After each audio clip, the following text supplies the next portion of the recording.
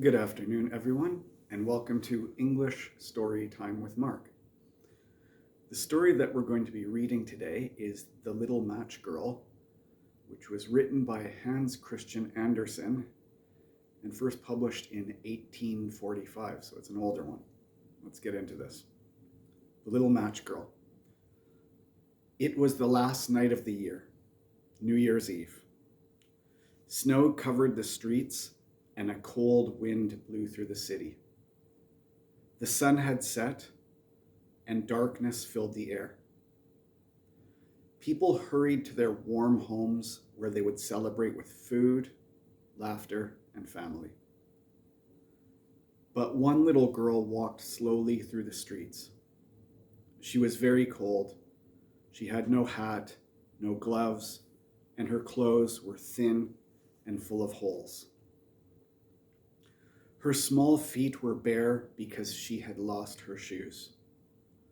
One of them was too big for her, and it fell off when she ran across the street to avoid a carriage. The other shoe was taken by a boy who ran away laughing. Jerk. Now she had nothing to cover her feet, and they were red and swollen from the cold. She carried a bundle of matches in her apron, and she held a few in her hand. She had been trying to sell them all day, but no one had bought anything. No one had given her even a single coin. She was so hungry, and her body shook from the cold. Snowflakes fell on her long blonde hair, but she didn't notice. Lights shone from the windows of the houses, and she could smell the delicious smell of roast goose coming from some of them. It was New Year's Eve, a time for happiness, but she had nothing. She sat down in a small corner between two buildings to protect herself from the wind. She pulled her legs close to her body and tried to keep them warm, but it did not help. She was afraid to go home because she had not sold any matches. Her father would be angry. Their home was only a small attic room, and it was just as cold inside as it was outside. The only difference was that the wind did not blow as hard in there. Her fingers were stiff, almost frozen. Maybe I should light one of my matches, she thought. Just one. Maybe it will warm my hands for a moment. She took a match and struck it against the wall. It made a small flame, and suddenly it felt like she was sitting in front of a warm stove. The fire was golden and bright, and it gave off wonderful heat. She stretched her hands towards it, and the warmth spread through her fingers. But just as she reached out, the flame went out. The stove disappeared, and she was cold again. She lit another match. This time, she saw something different. The light of the match shone on the wall, and it became transparent like a window. She could see inside a house where a table was set with a beautiful white cloth. A large roast goose sat in the middle, steaming hot. She could even smell it.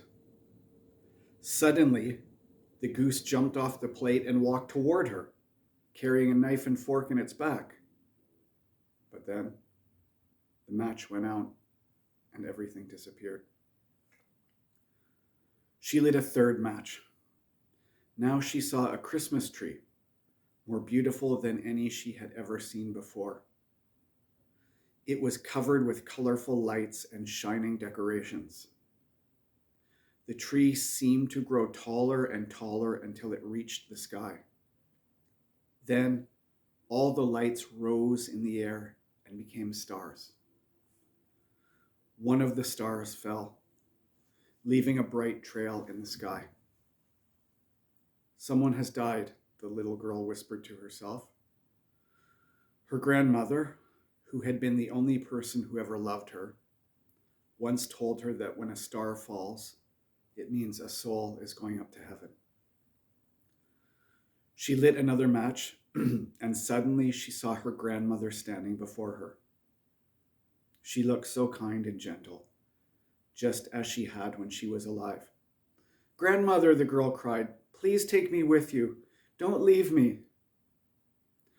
She quickly lit the rest of her matches, one after another, to keep her grandmother with her. The light was so bright it felt like daylight. Her grandmother looked even more beautiful, and she smiled warmly at the little girl. Then her grandmother reached out her arms and held the little girl close. Together, they rose higher and higher, up into the sky, where there was no cold, no hunger, no pain, only happiness and warmth. The next morning, as the sun rose, people walked through the streets.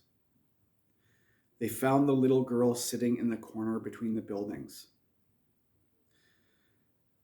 She was frozen, but she had a peaceful smile on her face. The matches lay beside her, burnt out. No one knew the wonderful things she had seen. No one knew that she had left this cold, hard world and had gone somewhere warm and beautiful where she would never suffer again. Oh my God, I think I'm going to start crying. What a sad and beautiful story. I'd heard it before, but I don't think I'd ever heard it to the end. Well, it's a sad story, but I guess ultimately one of hope. I hope you enjoyed it, and it will inspire you to read more stories by Hans Christian Andersen or any other writers. I hope to see you next time. Bye for now.